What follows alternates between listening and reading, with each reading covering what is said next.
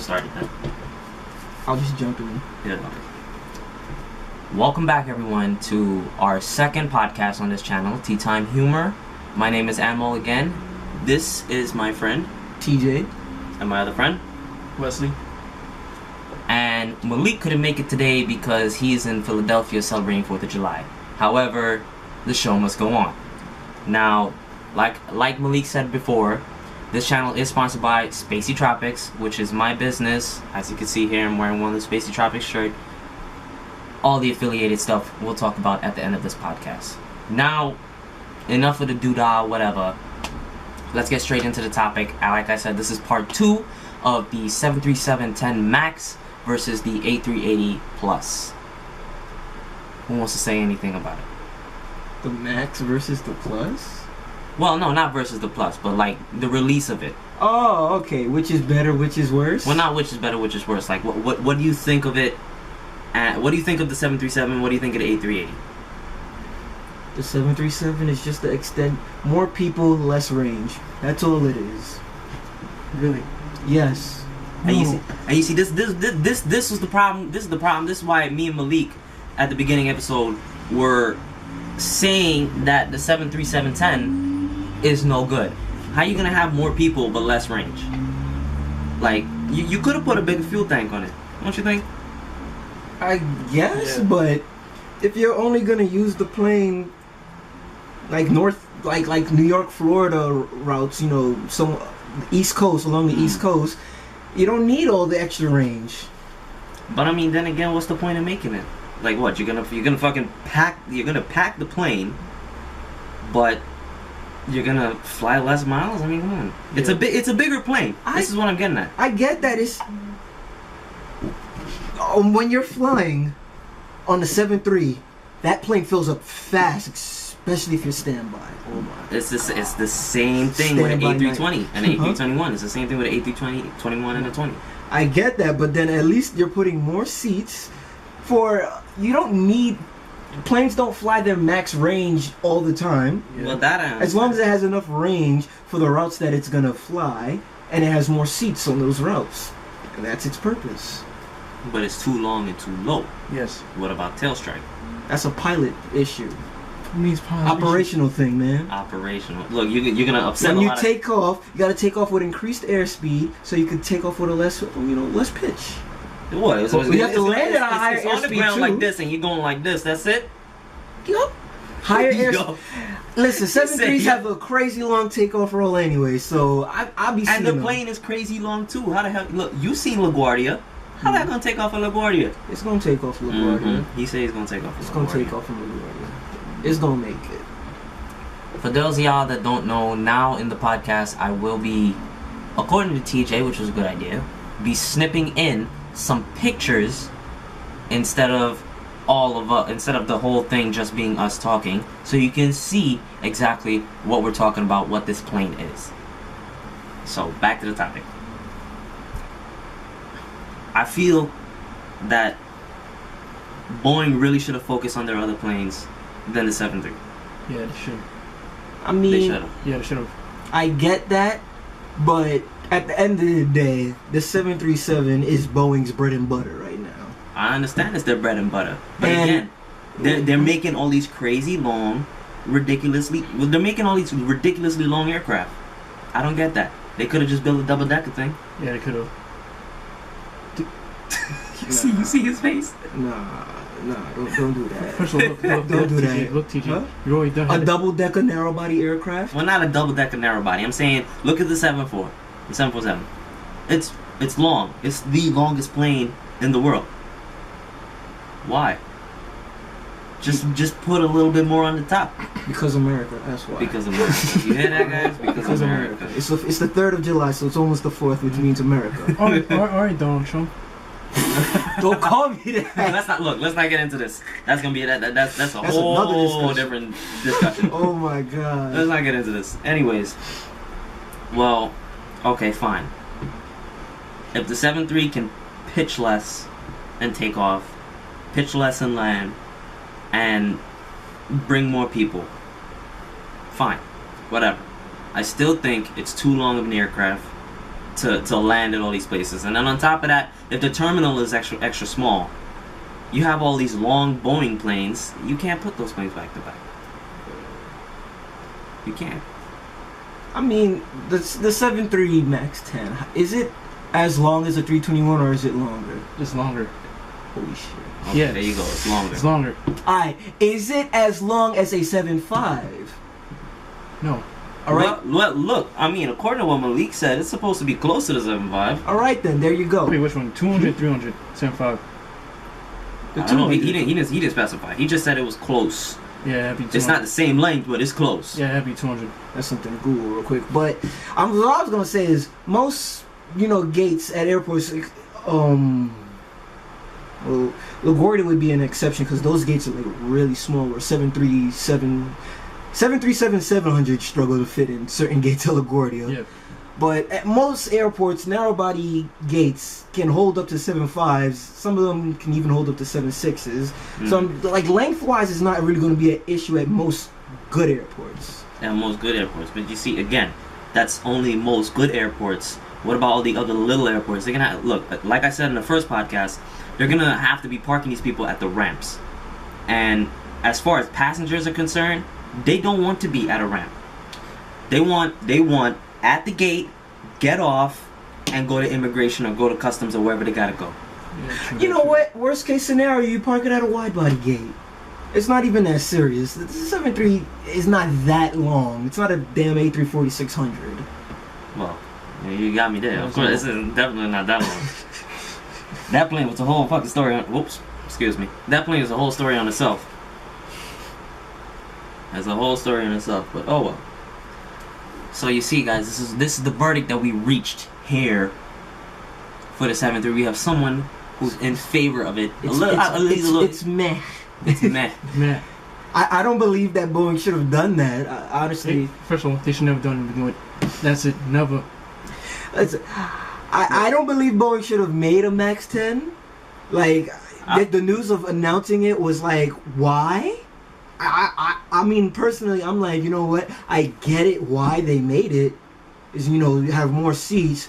And you lose a little bit of range, which you can afford because you're not going to be using these planes for no transatlantic.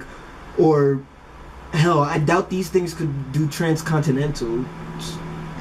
If you put a Max, like LA, New York, coast to coast.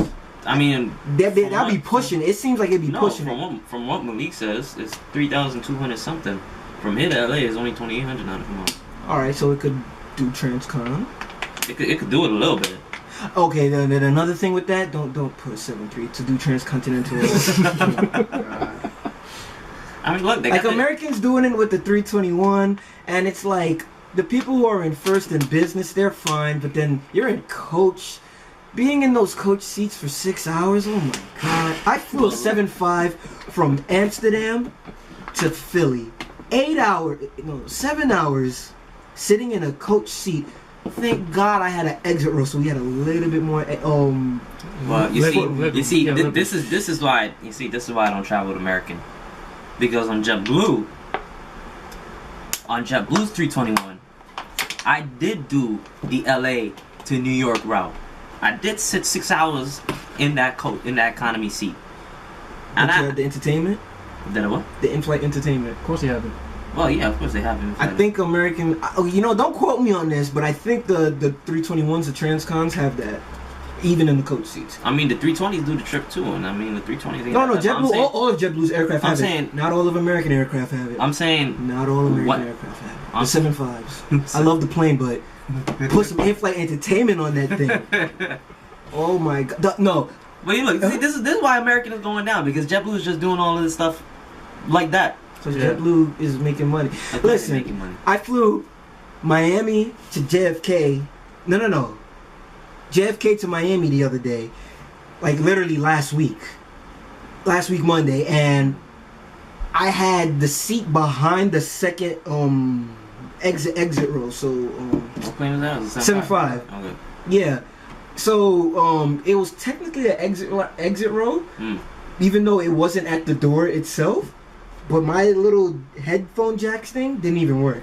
So I didn't even have music. Oh Look. my god. But anyways, back to the seat thing. I'm literally getting off track with Back to American. the seat thing. I'm just saying. I love American Airlines, by the way. We'll continue. I'm just saying this. The 6-hour trip with JetBlue on the 321. Those seats, they're pretty good. I'm not gonna lie. The memory foam in it is pretty damn nice. The entertainment is pretty damn nice, and on top of that, you get one USB plus a socket underneath the seat. So I'm not complaining. I get to charge my laptop in economy. I like that. But anyways. I mean, the real thing is always the legroom issue. Well, look, I have pretty good leg room too. I'm not gonna lie. I had pretty good leg room. All right. I was in seat what, 13 or something like that. 13 Alpha. Did I have a window seat? No, I was in the middle. 13B. And I still had my little outlet, and I was like, okay. Boop. Well, and then here's another thing that comes across my mind. I know airlines are not gonna do this, but with the MAX 10, you have a longer plane, so you can give people an extra inch or two Of leg room? Yeah. No. It makes a difference. Trust me, an inch or two makes a difference. No, I It understand. sounds like nothing, No, but it I makes know a that. difference. I know that. I understand that. That's why before the 321s, they was advertising how in JetBlue in the 320s, how the exit row had that extra thing, so you had like this many inches of leg room and this many inches of thing. It was like increased by like 3 inches, 4 inches or so. It was a big difference. It was a big difference. Like, I'm not gonna lie, with previous 320s that I sat on, it was a little cramped. Now, granted, I had like about this much knee space, but now it's like a good size. It's a good size. It's good enough. But now, as far as the 737 MAX is concerned, 10 MAX, I don't know the kind of configurations these airlines are going to do, because I know each airline has their own United. Of course, United. I know each of these airlines have their own configuration, so they can either give you, the people, the best legroom in the world, or they can cut business class and cram everybody in. Are you suggesting an all-economy 737-10? You never know. Whatever airline does that, Spirit. Spirit doesn't get Boeing. Spirit's an Airbus. Yeah, but me never Wait, know. Me never know. who was that? EasyJet? No. EasyJet's 320s. 320s. Okay, yeah, never mind. EasyJet's a bunch of 320s and 319s. Ryanair, there you go. Ryanair. If Ryanair ever got maxed, if they ever got something besides a 737-8, That's Ryanair. they would do that. That's Ryanair. Alright. Damn. But you get my point. Some airlines could do that. I'm not saying that an American airline would do that, but you never know. United. Southwest. No. Don't you dare. Don't you dare. Don't you dare. Southwest will never. Alright? It would never. They got the 737, 700, and 800, and the MAX. They never go to price range to 10. Never. Hey, you Right. never know If- later on down the line. They might order. If Southwest buys a 737-9, I guarantee you that they're gonna think about going to the 10. Look, they're getting the MAX. I don't know. I think it's this year or next year they're getting it. Well, I mean Max 8s, right? Yeah, MAX 8s. Mm. They probably just let this. Leave it at that. Yeah, leave it like that. And most likely, maybe it goes to 900s, but no, not 900s. No, I will not see that. I'll tell you this, I will not see that on a 77, a purple flying dildo flying in the air, alright? Never. I never want to see that flying in the air. Oh man. Okay. Oh well. So that's that part. Alright. You gonna look that up? I'm looking at You it. gonna look that- Nah, You guys this is know- bugging. This bugging. You You crazy? I know somebody made some kind of image online of a Southwest. Wow. Is that That's somebody's address. Idiot. I didn't put a space between the 9 and gave me somebody's house. Huh. Is that their Max? Where? It's a picture of their first Max. Yeah, that's it. Dope. Look, I'm gonna tell you guys right now. I learned this in aircraft configuration. Winglets, especially what the Max has, is for looks. It's functional to an extent, but it's mostly for looks. It is. At least Okay. that's what my professor told me. nobody has made a fake image of a 737-9. I mean, of a Southwest 739. It's called Photoshop. Nobody's photoshopped a picture of that yet. You don't know that? So you know what that means. Photoshop a picture of that. Oh well. Enough of the Photoshop. You heard. I would say that this is. I would say we'll make our final verdict now. TJ, what is your final thoughts on the 737 Max?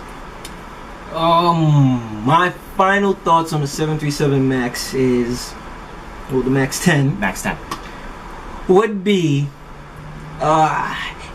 it's, if you're an airline and you already have 737s in your fleet, it's like pretty much the major 3 airlines, and you have some high density routes that you're already using 7.3s on, that you're not willing to put the next biggest plane, which would be a 7.5. This is assuming you only have Boeing.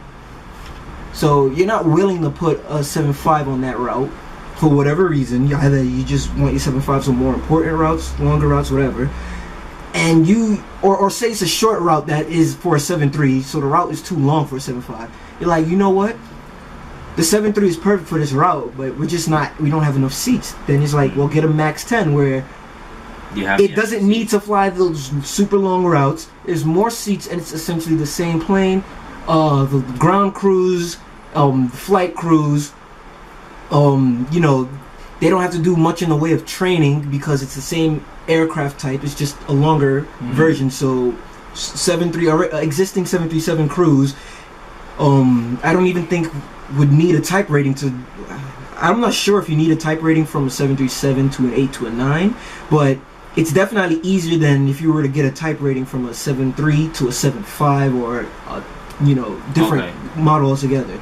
So ground crews is just easier because it's the same type of plane for them. Maintenance is the same thing, where on the maintenance side of 737, you know, if you're fixing a never mind. I'm getting ahead of myself because they do have different engines. That's the they do. That's the whole purpose of the shit. Yeah, they do. I'm getting ahead of myself, but hashtag fuel economy. Hashtag fuel economy. Hashtag sharklet. Hashtag winglets are useless. Whatever. What do they call the Max winglets now? Scimitars? The scimitars. The scimitars. There you go. Yeah. No, the scimitars with like that little curve on the end. Whatever. It's the same thing. What? It's just more pointy. Yeah, scimitars, sharklets, Airbus, Boeing. They're just copying each other. You know, doing all this. So yeah, it's useful. I've been rambling, but it's just useful if you have existing routes with 7.3s and you just want more people. Bam, put a Max 10 on there. Okay. As for me, I still think, and I'm gonna stick by it, that Airbus needs to go back to the drawing board. If not, fine. Release the 737-10 Max, fine. But what I want to see from Boeing now on, is more focus on stuff like the 7.5 or the 7.6, because those are 2 damn good planes. They should have been focused on that from the beginning, and not trying to make a whole new plane in general. Because after what Malik told me in the previous video about the 7.4 not being finished when it was unveiled, which was kind of crappy on Boeing's part. Yep. And then with the 7.8's battery issues and all that stuff, I feel that your current aircraft need to be looked at, and you can definitely improve that. You don't need to make no more new aircraft. As for the 737-10 Max, I don't like it, but if it has to be there, so be it. Fine. I'm not gonna argue with it, because if the airline wants it, the airline wants it. Any thoughts, Wes? Still hate it. Alright, still hate it. And that's the killer segment. Oh man. When you make these planes so freaking small, alright, you get like a 20 or 30 degree angle pitch, but most likely, what happened was the pilots accidentally pulled the stick too much and almost like caused a tail strike. Well, I mean, look, first of all, I don't know what pilot in their right mind gonna pull a plane on takeoff 30 degrees. It's like, let's go now. You'd be surprised. Now, if you said 15, 20, I understand. Yeah, 15, you pull back, fine, whatever. That's normal. But yeah, it's like Wesley's saying.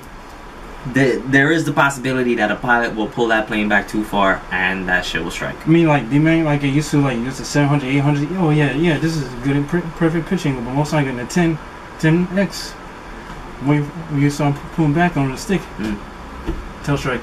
And most likely this guy right here, over there, who's ignorant to say, tail strike is barely to happen on that type of plane. Well, then do what the Concorde had. Put a little wheel. That's the Concorde. Wheel on the back.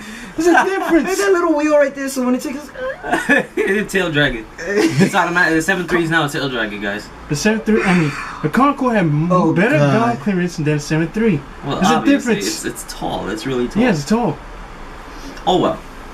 So be it. We have 3 people that is against the 7.3 and 1 for the 7.3. All right, Boeing. I'm just waiting for you to make that 757-400. There you go. Excuse me. No, what you did. No. Don't do that. super long, narrow body. They already made the 797. They're gonna put a whole engine on the tail now, make it look like a DC-10, but it's not a DC-10. Oh, God. Oh, God. Oh, shit. We waiting on you, Boeing. Waiting on you. Oh, please don't do that. Yeah, like I was saying, they already don't make it 797. Which movie? Look, as far as I'm concerned, if the 797 is gonna be as good as the 7.5, but have a little more space for people and better engines and this and that, fine. Make that shit. Yeah. You guys need it. You guys need it more than anything right now. But if it's just gonna be crappy or mediocre at best, don't give us. We don't want it. We don't want it. Anyways, the next plane, the A380 Plus. TJ, I'll start with you again. Why? Because. No. What's your favorite plane, man? No, I'm not asking why. I'm not asking why you start with me. I'm asking Airbus. Why? I think it was a good idea. No. The A380. Don't airlines already have problems filling that damn thing up? Look, they might have problems filling the damn thing up. But 1, it's only 80 seats extra they added. And 2, 80 seats. That's a damn CRJ 700's worth of people. Look. You're right. It is. They just fit out regional jets passenger load in there. It is. But at the same time, look, besides them increasing the seats, I feel that they did need a plus, or at least they needed a revamped A380 because of the because of the fractures in the wing, the hairline fractures, and that one time Qantas had the engine drop right over. Yeah. Didn't the engine just like... It just flew right off. Yeah, it just blew up. No, not the whole engine, like the cowling of the engine just ripped off. Yeah, the engine, like the engine cover? Yeah. The whole engine didn't just rip off. Well, like, I don't know. I think most it was just the cowling of the engine. Like the engine blew, it had some problem, so the cowling of the engine fell off. But the engine itself was still there, just obviously wasn't working. It wasn't working. Okay, well, so be it. That's what it was. But I mean, if the engine fell off, that's bad. That's ridiculous. It's ridiculous. And landed someone from your the cowling landed in somebody's front yard. Oh yeah, I'm not surprised if somebody took it and just hanging in their living room wall. And also, wait, what?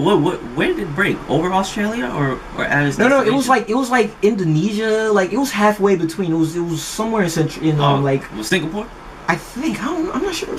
Google. Okay, I'll get the information and cut the picture in and get it unless TJ finds it now. I mean, continue. Well, I'm gonna continue. Anyways, yeah, like I'm saying, I think the Plus was a good idea because they did need to revamp at least. See, this is why I like the Plus. This is why I'm in favor in this discussion for the A380 compared to the 7.3, because the 7.3 is an entirely new plane. We don't know yet, at least, how this plane is gonna react in different weather conditions and this and that and how it's gonna fly, blah blah blah, whatever. As far as the A380 is concerned, we know it's big. We know that extra seats have been added, which I don't know how that will affect anything. It obviously is going to add more weight to the plane, but... Virgin, man. When are you getting your A380s? I'm waiting for Richard Branson. You've been making some big, bold claims, and A380 Plus sounds like everything you want on the A380 and better. Put a strip club in there. Follow Soul Plane. Follow Soul Plane. Make business class. Here we go business again. Class. Here we go again. Look, This is why Malik was saying some shit about him in the last podcast. But oh well. Oh my god. Look, again, it's like it's a new and improved thing. It's like releasing a cell phone every year. From the 6 to the 7, granted there's no headphone jack, but from the 6 to the 7, iPhone 6 to the iPhone 7, I mean it wasn't substantial, but it was a good minor upgrade. It was a good minor upgrade, and that's what I feel that this A380 is. It's a minor upgrade that is at least I hope makes the plane a little more rigid and stronger, so all of this, you know, craziness doesn't happen again. What do you think, Wes? I'll give it positives and negatives. The positives is that it's a good thing they added more like seats, like ACs, like you said. Also, the biggest customers like for A380 Plus, we don't know now, it's for Emirates. But the Emirates already ordered 100. Emirates, They already ordered 100. Yeah, but the downside is that they're gonna run out of customers for the A380. Like, who's gonna pay all this fuel for like? All right, you get carried like over like a mile pounds. Like how was it capability at A380? 600 capability like seats. Oh, seats. I think it was like 400 and something seats, right? It depends on the configuration. Yeah, that's what I'm saying. It depends on the configuration. Somewhere between 400 to 500. Somewhere between 400 to 500. So with the extra 80 seats, it's like 500 to 530, 40, 50, whatever. Yeah, like that. And knowing that the airline guys spent all this money to burn off fuel, and most likely they found out the biggest cause issue is the A380. And thirdly, to me, I think they run out customers for the A380 Plus because I know they're trying to extend it to the American market, but most likely nobody get it. But most likely, thank God, no United, U.S. airline is gonna buy a damn. No, thank God United didn't get the A380 because they was thinking about it. Yes, they was thinking about it, but most likely, thank God they didn't. I would have bet on Delta. Yeah, that's what I was saying. I would have bet on Delta too. No. The reason why I say the most likely airline, U.S. airline to get an A380 would have been Delta. Only reason I say Delta is because, let's be honest here, they're the most successful of the big three airlines. Yeah, they are. I mean, they get the A350 on, so they get the 350. Yeah, exactly. No, my thought was since they're getting the 350, eventually they're gonna have to get a 380 because they're gonna kill out. Oh yeah, they are gonna kill out the fucking not that. I'm saying they're gonna kill out the other airlines. They're gonna kill out American. They're gonna kill out United. Oh, you're saying that they're gonna take all their customers. Yeah. That's true. Nah. Yes. No. I mean, like literally no, because remember they do different routes. It's impossible. Again, they're getting the 350. They're getting this. So far. They're probably gonna get a whole bunch of planes sooner or later. Yeah. They're gonna take over those routes. I that's if the government gives them control. That's a whole different issue. The government's not going to let them take certain routes. Because look, before, from here to Juliana was an American Airlines dominated route. It was dominated by American Airlines. There was like 2 flights, sometimes 3 flights. In season time, there was 4 flights. Now, the only place that I know American comes from is Miami, and that's consistent, but that comes every night at 9 p.m. And that's it. That's the only proper American route. I mean, as far as another American airline, I think the 75 goes there too. No, yeah, American uses the 75 from Miami. The reason is whatever reason they gave up flying from Kennedy to St. Martin, but American basically they gave it up because of JetBlue. Yeah, I know. JetBlue took a whole bunch of their San Juan routes and a lot of Caribbean routes, but the thing is, American, when it comes to going to South America and the Caribbean, from Miami, American is king, undisputed. There's literally no other airline. What are you going to do, take Caribbean Airlines? Look, I'm just saying, Caribbean Airlines, you better watch out. JetBlue coming for that Guyana spot. They coming for that Guyana spot. but yeah, out of American is like really focusing its Miami hub when it comes to flying to South America, and they'd be idiots to give that up because that's a route that they have a lot of customers for, a lot of flights for. Well, I mean, then again, it's up to American too, because if they're gonna keep the same configuration they have and barely give entertainment or whatever to the people, and another airline is they're trying. I use quote on trying, but they're trying to like change the interiors and because. Well, they're taking a really long time to do that. I'll tell you that. It's taking a really long time to do that because look, they should have been done that because the whole main number one reason they lost St. Martin like that was because JetBlue gave in-flight entertainment and gave better snacks or better this or better hospitality and stuff like that. And plus the seats had a little more space too. No, American like gave those routes to them. Like they leased the routes to them. Like a whole bunch of the San Juan routes. That's former Eagle when Eagle when Eagle pulled out of San Juan because they had to retire all the ATRs. Instead of putting CRJs in there, they just said they abandoned the base and leased off the routes to JetBlue, which JetBlue more than happily took over. And now they're doing fucking good with it. And they're doing great with it. American, to be fair, American Airlines itself didn't have those routes. It was Envoy.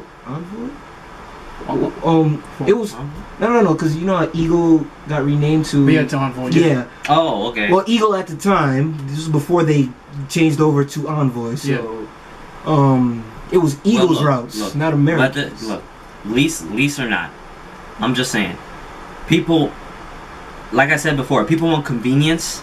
People want to feel good when they travel, because obviously you're sitting in the tube at 30-something thousand feet in the air for a couple of hours. Yeah, true that. You know, you're gonna want something to get the customer's mind off of the passenger's mind off of the whole. Okay, I'm just sitting down and waiting for this plane to land. You know, and a lot of American planes don't have that stuff. That's why everybody else is gonna go to another airline and give them the money because they got stuff on their. Like look at this for example. I took Virgin Atlantic way back. Like I think I was 9 or 10 at the time. I don't know, but I took Virgin Atlantic from JFK to Delhi. And in India? Yeah. Holy shit. Damn. And compared to British, because I did take British one time, but they didn't have much back then. But compared to British, Virgin had everything. They had games on their TV. They had a whole remote control to control the games. They had movies for free. They had this. They had that. The food was excellent. This was excellent. Man, I was playing Super Mario on my way to Delhi. Now that's what you do for your passengers. Some of these airlines don't get. That's what you do for your passengers. You give them the convenience, and you give them the special treatment, I guess you would say. Even if I was in economy class, I still had a footrest. Granted, I was 9, I couldn't reach a footrest, but I still had it. You know. I just realized something. The LA JFK route, which is heavy competition between American Delta and now JetBlue. Virgin America as well, can't forget them. Well, they merging with them, man. Well, I mean, they're still doing the route for the time being. American really had to step up their game because previously they're using 767-200s, which were crap. And so when those went away, like midget planes squeezed together, they replaced it with their new A321s that they got. And those new A321s have the new interiors with the TVs and everything. So Americans like, well, the TV. We have to step up our service on this route because there's a lot of competition. Now, a route with less competition is JFK. I'm talking specific. Yeah, JFK to Miami, even LaGuardia to Miami. I think Delta does some LaGuardia Miami flights, but at the end of the day, American has the most flights between New York and Miami. This is excluding Newark. So New York, Miami, American is king, and they can honestly say, well, shit, we're gonna use our 75s with no in-flight entertainment on this route because like, what other choice do you really have? Wait for the Delta flight, which they don't have as many as we do. I mean, look, even if they don't put in-flight entertainment, at least put a Wi-Fi dome on top. Let the passengers have some Wi-Fi. No. What? Here's the thing with that Wi-Fi thing. Ooh, they got your Wi-Fi, and you're like, oh yeah, I got Wi-Fi. Let me hook up. All right, click, connect, go Wi-Fi. Woo, swag! I'm about to get my internet, son. I'm about to go on Facebook. Huh? Wait. I gotta pay. And that's why Delta does it better. That Delta made you pay. Delta made me pay. I'm like, what? You guys are assholes. Look, and this. I want a transatlantic flight. All I want to do is go on YouTube and watch a video or two. Look, this is what I'm saying. JetBlue, thank you free Wi-Fi from here to Never LAX. change, JetBlue. Never change. You are Other doing good. airlines follow example. Wi-Fi is not something you should make a human being in 2017 pay for. He's right. He's got a point. He's got a point. Whoever's paid Wi-Fi is from Satan's it's from Satan's Ethernet. All right. No, but look, I'm serious. He's right. The airlines. Who does it? American and Delta. American, right? Delta, and United. And United. They all got Wi-Fi. Okay. All three of y'all take note. It's terrible. Who? United's Wi-Fi is terrible. Just like their service. But yeah, look, take note, guys. You should not have your passengers paying. Look, this is another thing too. If they put these if American and stuff gets a 737-10 Max, I doubt they would. They don't even have 9s. They don't have 7s, so I think they're gonna stay. If one of these American, well, not JetBlue, because I know they. I doubt Delta. You know what? Delta is. They won't. Delta's obviously United's already getting the 10s. And we just went back to 10s. United's obviously getting 10s. Delta might get it because they have 9s. And American, I doubt it because they don't even have 700s or 900s. They still let the 9s run out. Let the 9s. Look how long the 9 is a brand new plane. What you mean run out? That thing's gonna take like a good 10, 15 years before you switch up a fleet, or even think about switching up a fleet. Yeah.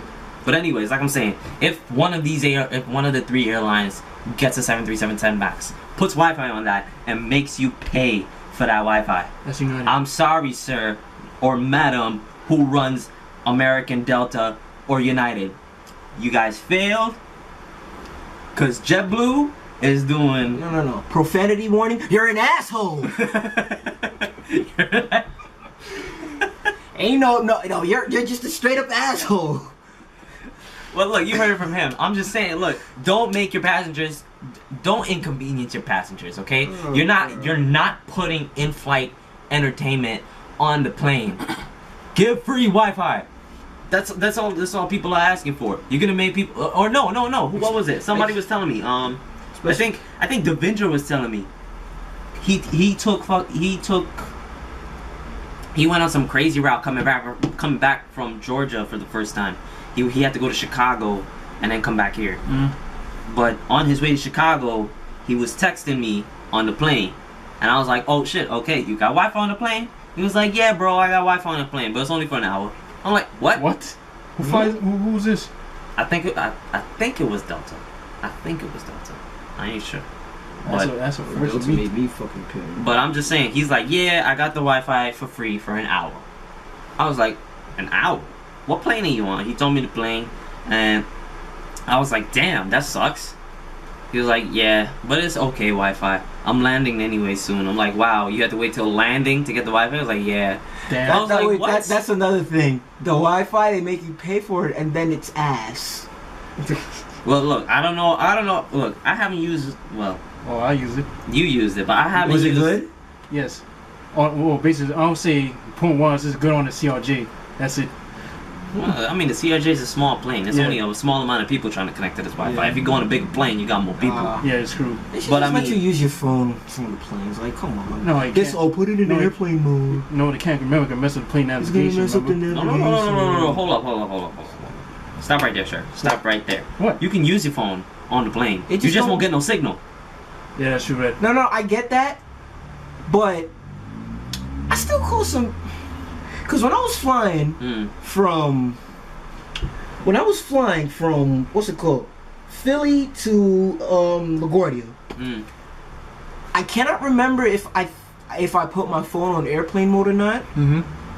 But basically, while I'm obviously I'm gonna record the footage of the plane taking off, and then I took some pictures in flight. Hold on. Side note. On his channel, he records takeoffs and landings. So at the end, I'll link his channel. You'll get to go see that. But, what's it called? I took a picture like halfway in flight because it was just cloud cover above and below, so we were in layers. I'm like, ooh, let me take a picture of this. Yeah. And then as we're coming in for landing, I start recording a video and taking pictures and everything. And then when I check my phone, they have the map option, and it shows you where you took the pictures. And I'm pretty sure my thing was on airplane mode, but then when I check on the thing, it's showing me almost exactly where I took those pictures in flight, like over some golf course. I'm like, what? And then when I started recording the landing portion, it was a little bit over the water, you know, just past Coney Island, straight into runway 4, and it was almost dead accurate GPS wise, like where it showed the picture. I'm like, if I'm on airplane mode, how is it that specific? Obviously some type of signal's still going out for it to know where it is. So it's like, well, what's the point? I mean, signals are still going out, so obviously the airplane. Look, I know from example. My mom, when she leaves St. Martin to come here to do some training, if she has to, she's taking off. Fly-Fi is not on. Obviously, it's over the pond, as the British say. Wi-Fi is not available over there. Wi-Fi on JetBlue is available, or for everybody at least who does international flights, is only available 45 minutes into landing. So when she takes off, she's still texting me on WhatsApp like it's nothing. She is in the air and they are still climbing until she loses signal, which is at about 10,000 feet or so. She's still texting me, so I mean, you can use your plane. You can use your plane. You can use your phone on the plane. I don't see a problem with that. I don't know how a phone is gonna mess up something as high, as top quality or high tech. Something as high tech as a plane. Okay, I don't know how a phone's gonna mess it up, but I mean, the FAA said it will mess up plane navigation, but that's what the FAA says. Right? Yeah, that's what FAA said. I mean, but they said they just don't want people calling up. You're like, oh, the plane is over this way. Strike now. Yeah, exactly. Yeah, but the FAA. Okay, I don't know what the hell kind of accent that was supposed to be. It's an African one. Hey, African flight terror. Yo, you messed up for that. No. The thing.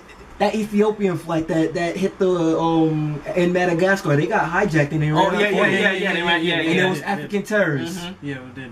It's like, terrorists can be any race. It was like, but that's a whole nother. It's like, hey, park the plane here. I'm the captain. I'm the captain.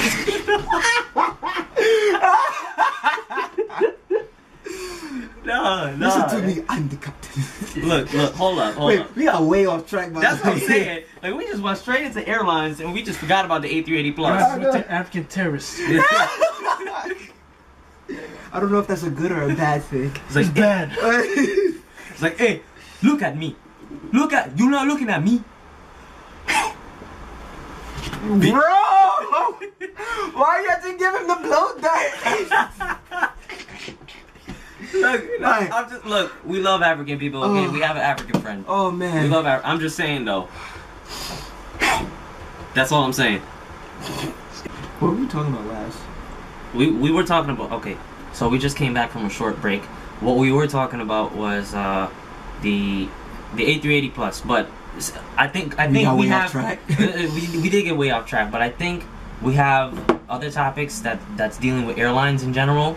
What you doing? I was remembering my bike. Oh yeah, you. I don't want it to get stolen. Anyways, we was talking about the A380, but I think we have a lot more relevant things to say about airlines specifically than the planes alone. So, for now, at least for now, let's just close off the whole A380 topic and move on to the next topic. And we'll get back to the A380. Yeah. Unfortunately. Well, as you can tell, I'm not a fan. He's not a fan of the A380, but look. My verdict, I'm going to keep it short and sweet. I like the A380 Plus. It's new, it's improved. It has a little more seats, it's going to be a little more heavier, but oh well. I just like it. Hey, if you're making a better A380, go for it. What? He's on that too.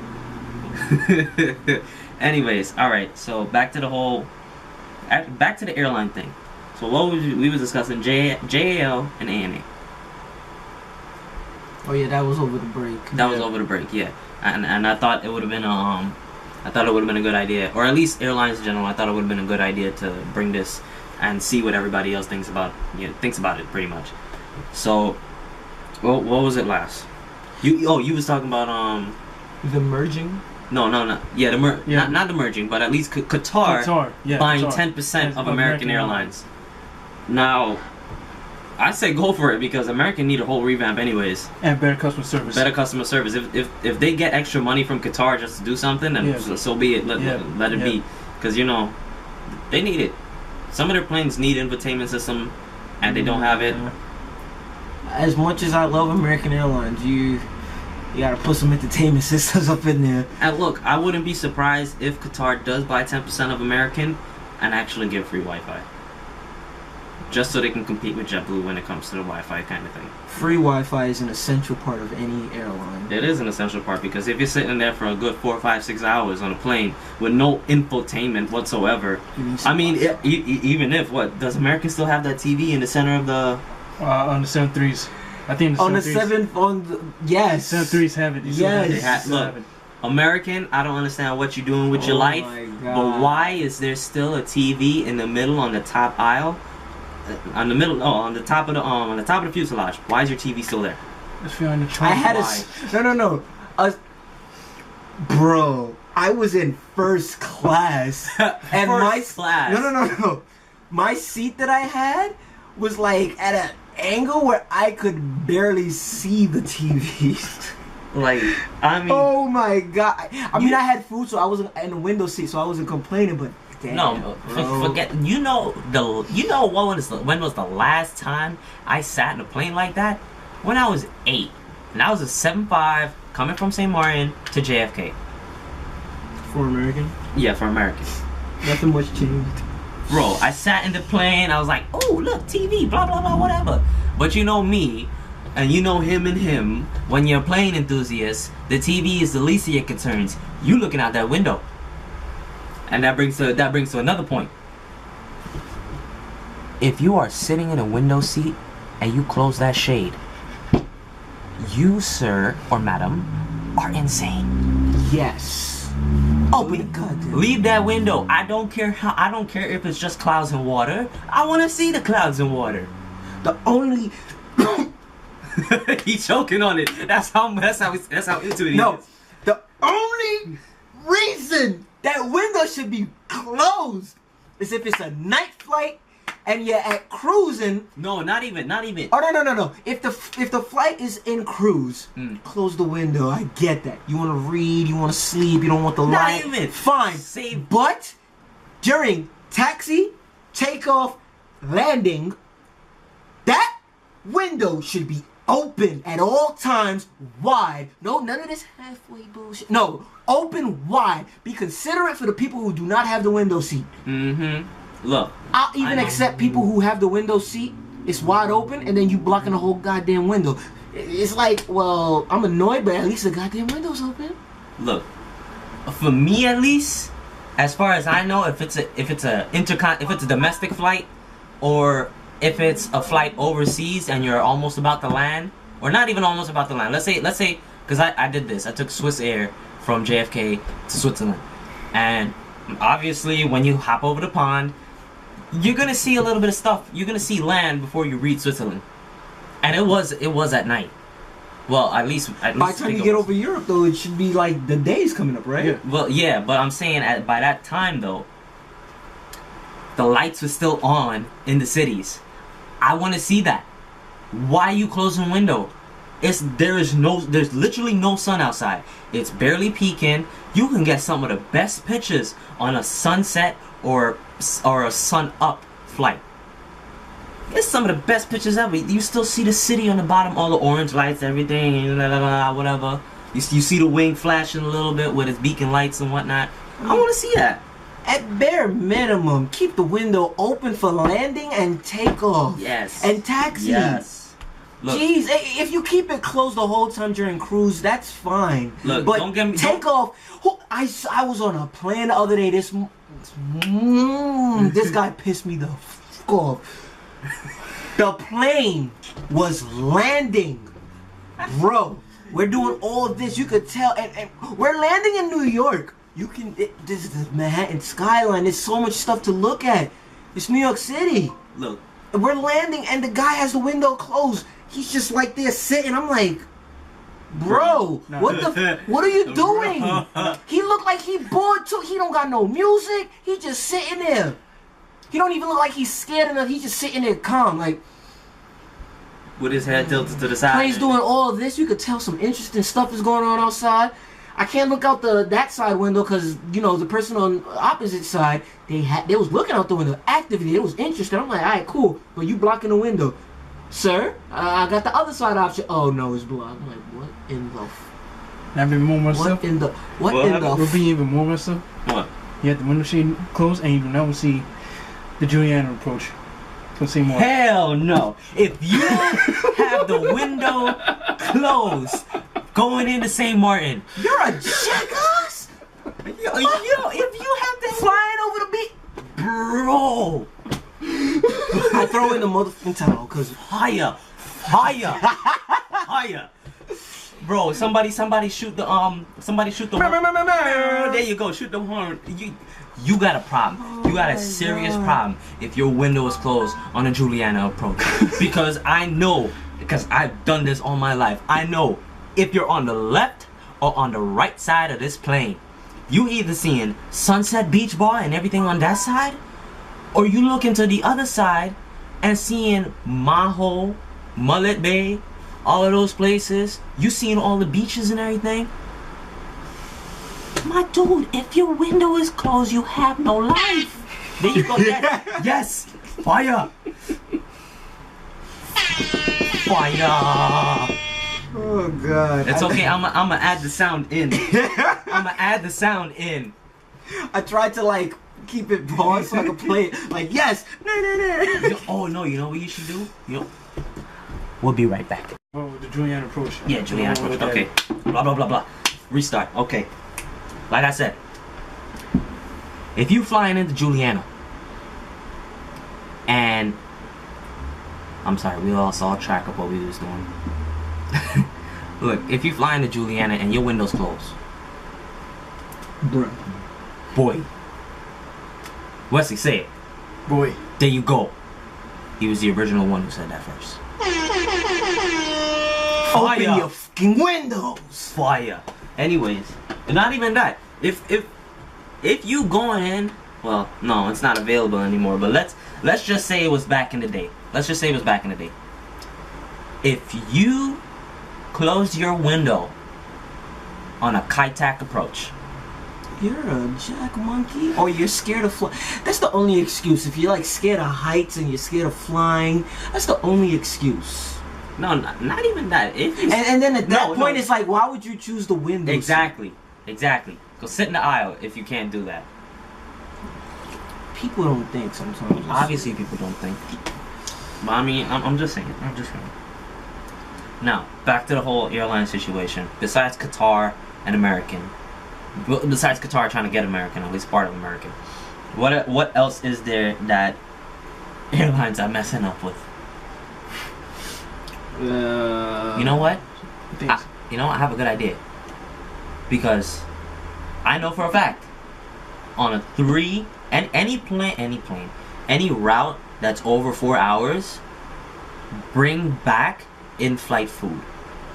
Not chips, not this, not that. No, look, granted, they gotta make the food better, obviously. Before the food did not taste so good, unless you were in business or first class in some plane. But I'm just saying, I'd prefer at least a sandwich on a JetBlue flight going from here to any Caribbean island that's past that 3-hour mark, rather than a bag of pretzels or Doritos. Yeah, but I remember a Delta flight I took with the whole fam, and we flew to Aruba. So it was Aruba is a Aruba's far from Kennedy. from Kennedy. Yeah, 4 to 5. Yeah. It's about 5 hours. Yeah, it's about 5 hours. I mean, well, the time went by fast. We was having fun, But anyway, so the flight's easily over 4 hours, right? 4 to 5 hours long. Mm-hmm. So they did not give us nothing. They gave you the typical, here's some chips and here's your drink and good luck. Luckily, I was sitting next to my uncle, so I was in the same row with my uncle, and he was cashing out. He was started balling out before we even got there. Man was balling out. But so on the flight, a lot of airlines give you this option anyways. This guy. A lot of airlines give you the option anyways where they'll still give you the chips and stuff, but they'll give you the option to buy like the snack box. So my uncle cashed out. He's like, "Oh yeah, let me get y'all. Y'all hungry? But not even got us a snack box." And that was like good. But then in my mind, I'm like, not even you that have to though. pay for this. It's like, nah. Not even that though. Like, besides the fact that you have to pay for the snack box, at least as far as JetBlue is concerned, because that's the only flight I fly on, for obvious reasons. But as far as I'm concerned, yeah, they have snack boxes, but none of this shit tastes good. The only snack box that's good there is the Beef It Up. Pause. Fire. You should have hit the soundboard by then. My phone turned off. Oh, wow, okay. Is the Beef It Up box. Why? Because they got pepperoni sliced beef thing in there. It's like this, okay? It's salami slice. And that's the only thing that tastes good. Every other box is like applesauce and a granola bar with mad nuts in it. And I don't know what kind of snack box you talk about, because okay, another example. Now, American flying from that same, I think I mentioned earlier, but flying on a 7-5 Amsterdam to Philly. So, what's it called? Amsterdam, Philly. Flight is 7 hours. So obviously they gotta give you something to eat. yeah, they have. They have to. It's too long to not give you anything. They gave us the snack box. I think I'm mixing up some flights right now. No, Huh? there's no flights. No. They did not give us a snack box. What they gave us on that Philly, on that flight to Philly, they gave us shepherd's pie. Shepherd's pie. It was mashed potatoes with like beef on the bottom. It looked disgusting. It looked nasty. Look, that's what I'm saying. I've never heard of shepherd's pie. I mean, I've heard of shepherd's pie, but I never knew what it was. So I'm like, well, what the hell is this? For your first experience with shepherd's pie, that Was served on an airplane, but I opened it up anyways because I was hungry, bro. When you hungry, anything tastes good. But I think like the mashed potato parts was, man, I was just eating it because I was hungry. But the beef part on the bottom was good. But it was the Delta flight going there. They gave us a snack box. They gave us a snack box. What was in the snack box was it was going to Amsterdam on Delta, but from Kennedy instead. They gave us this like sandwich. I'm not an expert in bread, so I don't know what kind of bread it was, but basically it was like a ham and cheese sandwich basically, and on some dry. I need to emphasize how dry it. Well, the bread wasn't that. It was dry. It was some dry bread. Wait, was it the roundish looking bread? Yeah. That's French bread. I think, yeah, maybe. I don't know. But Yeah, that's French bread. so the bread was dry. It wasn't crunchy like French bread though. Like it wasn't that crispy. Because it's Airline. Alright, whatever. It's the Airline. Whatever the bread was. When they wrap it up and put it in the cold for that long, you know. True. Eating that sandwich, it's like, well, damn. I don't got first class, so it's good enough. It's dry at my ashy elbows. in the winter.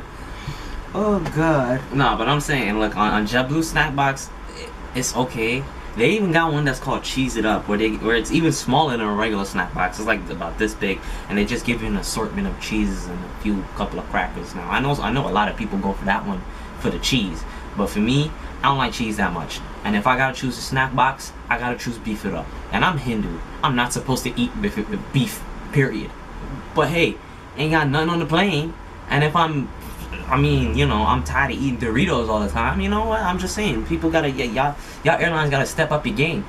You're inconveniencing people by giving them crap food. Like, not everybody eat applesauce. Not everybody eat a granola bar. Not everybody do all of that stuff.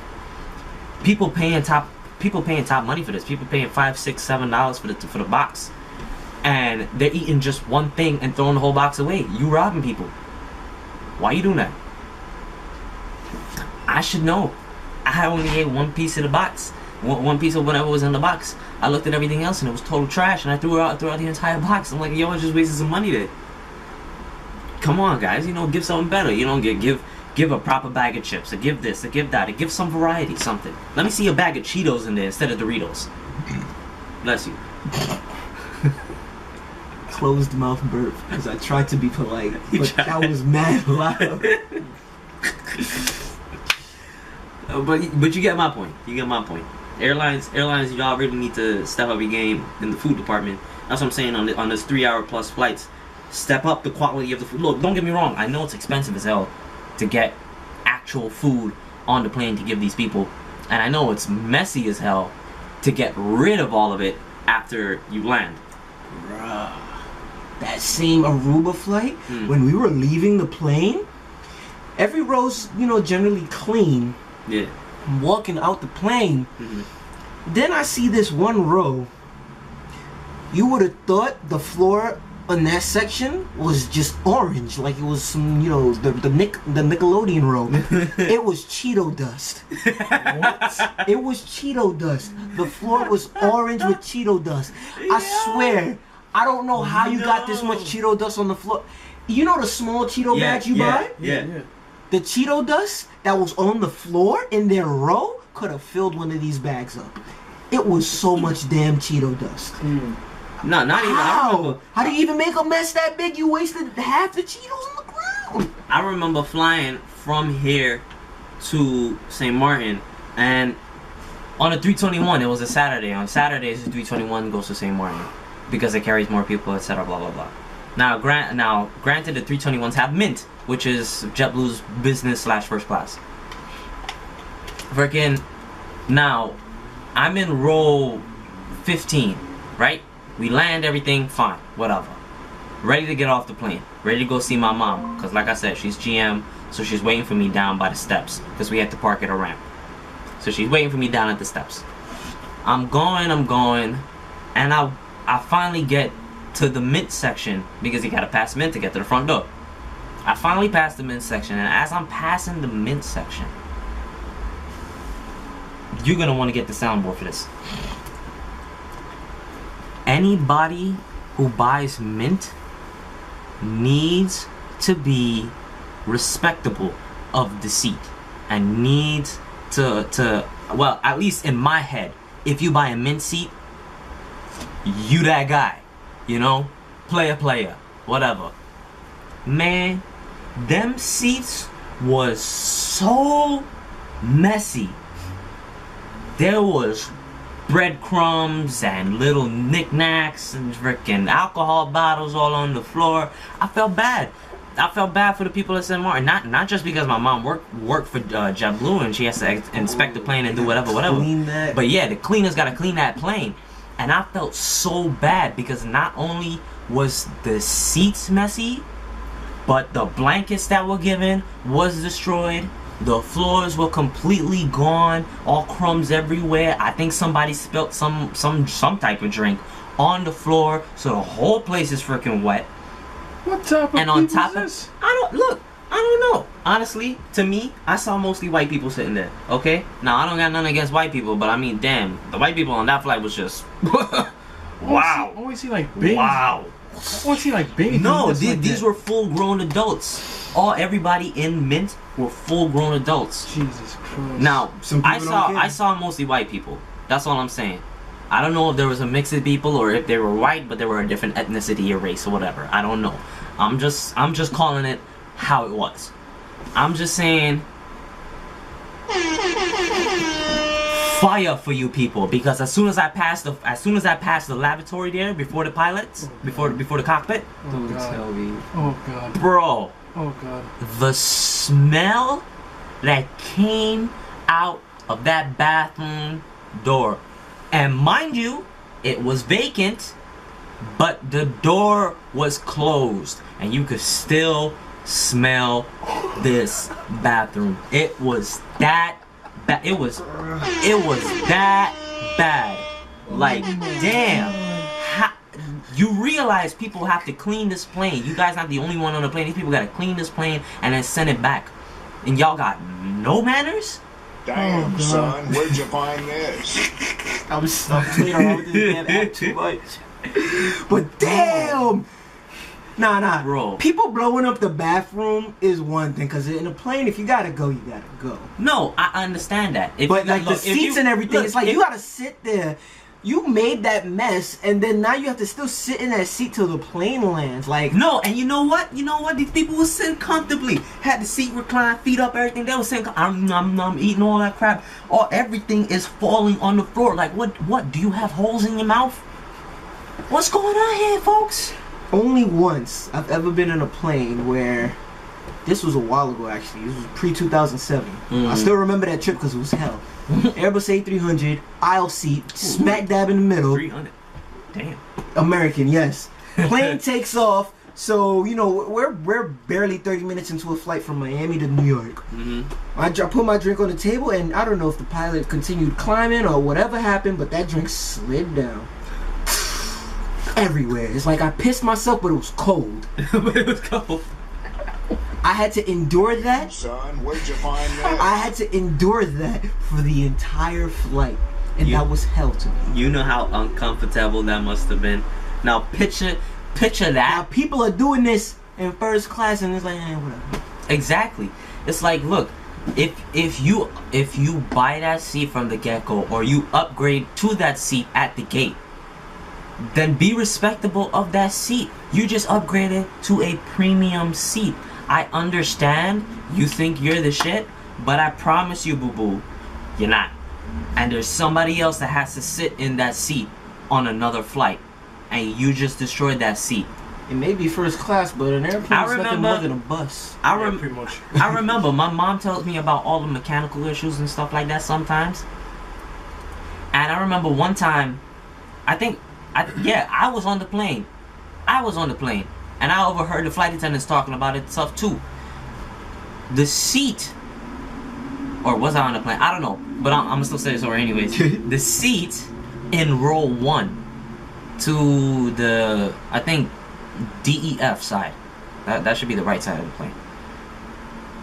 DEF row 1. The seat recliner, it wasn't reclining back. Every time you sat in it, it flew down. So I think the mechanism was broken. That seat, because that seat was gone, apparently, or so I was told, at least by the, or so everyone was told by the, well, I don't think everyone was told. I just overheard stuff. That whole row is now dead. No one can sit in that row. What? The other 2 seats are fine, but no one can sit in that row. Now you tell me, if you destroy an entire mint seat, you just messed up somebody's flight. You just messed up the experience of mint for someone. Y'all gotta have more respect. Yes! Yes! Look at that. Yes! Look at that. Look at that. It was like that, but worse. Oh my god. Look at that. Look at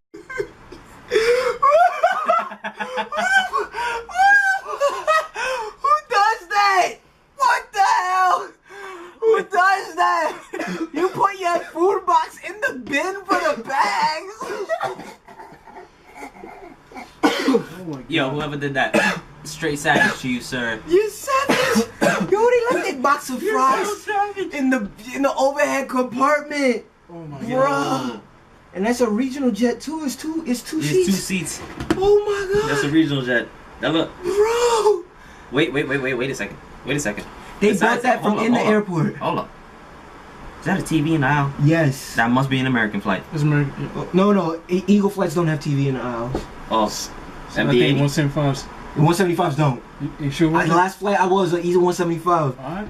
No aisle seat. Bro, people are straight savage in airplanes. Look, I'm just saying. But anyways, that was off topic. Besides from the airlines itself. What the hell? Somebody just spilled the bag of Yeah, chips somebody in just this did seat. that. That was a bag of Fritos. Yeah. Somebody just left that. Oh gosh. People. Nah, People, anyways, back to the whole airline thing. What else? What? I'm done looking at pictures. Yeah. You know what he do? I'm not even gonna show this. Bruh. Yeah, it might be 86. People, just because you're on a plane doesn't mean you're in Whoa, your whoa. room. You can't do everything on a plane. You're in a tube with at least 100 other people. You can't be doing everything like, no. Correction, this is a tin can. And he's punching himself. No.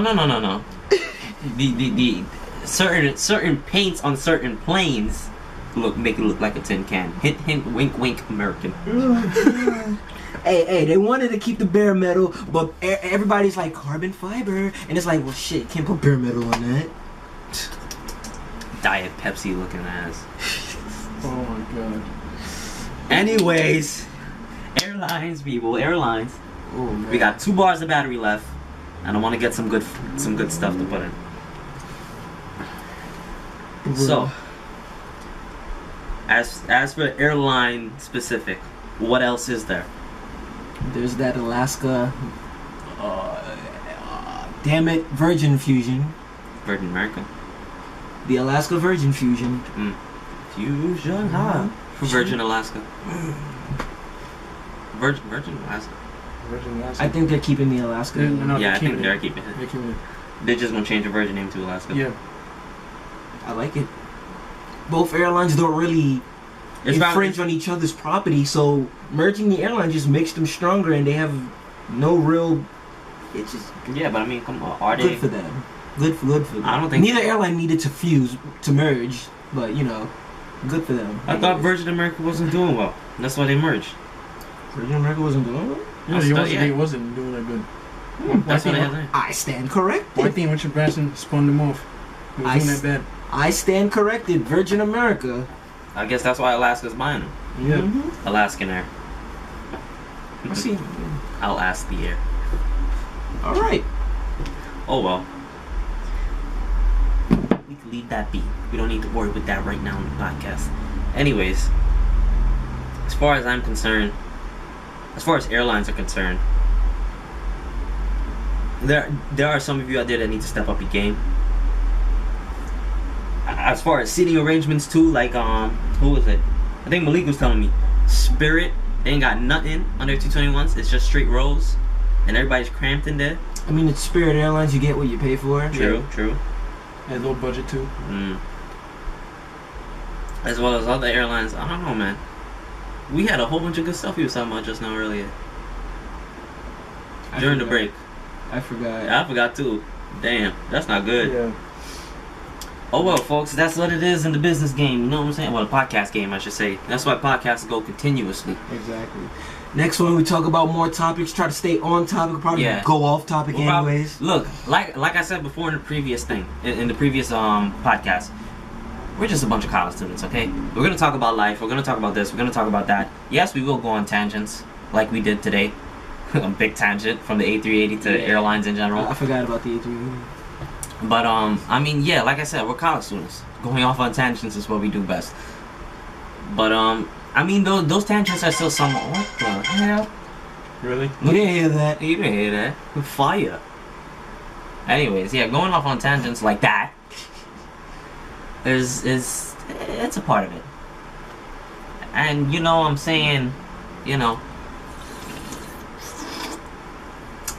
shout out to this wonderful people right here. Wrong flavor. Wrong flavor. He said wrong flavor. Whatever. Look, I'm just saying, shout out to the people. Tea. Shout out to the people. You should be funding future episodes. You know what I'm saying? I'm just saying. We drink a lot of it, and it is called Tea Time Humor, and this is tea, somewhat. Green tea. Somewhat, yeah, green tea. Well, anyways, we'll do more podcasts, have more people talk about more crazy stuff as airlines do this and that. Look, the next podcast, I don't even think we should have a topic anymore. We should just go off. Just talk. Talk. Yeah, pretty much. We'll talk as a bunch of college students. We'll talk like we usually do in the tower portion of our school. We'll talk like we usually do when we go to the city. We'll talk like we usually do wherever. And aviation arguments, man. Oh, aviation arguments as well. Like what we had earlier. That was pretty damn good. I'm not gonna lie. So, I guess what? You want to end it here? Yeah. Okay. Well, we'll end it. Well, we will end it here. Now, I'm gonna keep this part short and sweet too, because I know last time I took a good 5 minutes talking about a whole bunch of stuff, but I'm gonna keep it short and sweet. Thank you for watching. Like, comment, subscribe. Go visit the Spacey Tropics channel. Again, like I said, if you get a good amount of likes on, okay, well, for this one, if you get a good amount of likes on this podcast, we will put out Tea Time Humor shirts on the Spacey Tropics website if you want to buy. As for now, on the Spacey Tropics site, it's Spacey Tropics gear, all Spacey Tropics gear, and I'm proud to be supporting this podcast from Spacey Tropics. And yeah, that's about it. So thank you all for joining us. All our affiliated stuff will be in the description below, but just in case, if not, again, my name is Anmol Ramchandani. My Instagram is I'm So Dope 21. My the business Instagram is at Spacey Tropics. The business website is www.spaceytropics.com. Of course, Tea Time Humor has its own Instagram as well. It's at Tea Time Humor. I will link my YouTube vlogging page in the bottom of all my information. TJ, you want to say everything else for you? YouTube, Instagram, TJ La5. There you go. I'll link his stuff in the description below as well. Wesley? My Instagram, AceRock42. And most likely coming soon, I have a YouTube channel coming up, and I had a little footage back then of my days, but most of it from CRJ, ERJ 145s from Richmond approach, and also for my favorite is Norfolk approach, which is the best one I ever filmed since I first started. Since he first started being an aviation guy himself. Yeah. So you see, like I said, we're all aviation guys. We all come from aviation. So we all come from a aviation school. He graduated. I'm about to graduate. He's about to graduate. So we're doing it. We're doing it. I feel proud that all of us came today to do this podcast, and I do feel proud that each of us are trying and keep going. Everybody that's watching the podcast, just a small motivational thing. Everybody keep going. Be strong. Never give up. You know what I'm saying? Whatchamacallit, I had times where I wanted to give up, but I didn't. So, and I'm glad I didn't. So now we run the podcast channel. He's gonna start soon. We each have our own YouTube channel, etc., etc. Exactly. Keep going. Remember, you're always clear for takeoff. Ooh. Ooh. I just came up with that. That is good. That is, you know what? That's the next shirt. Tea Time Humor. Always clear for takeoff. That's it. That's the he did it. That's the logo right there. That's the logo. I mean, not logo. That's our motto. That's our motto. Always clear for takeoff. Always clear for takeoff. All right, folks. Thank you for watching. Thank you for subscribing. Thank you for liking, and thank you for commenting. We do appreciate when you comment. It helps us know how we can improve on the next episode. Again, thank y'all. And remember, you're always clear for takeoff. Peace, guys. Oh. Whoa. Really?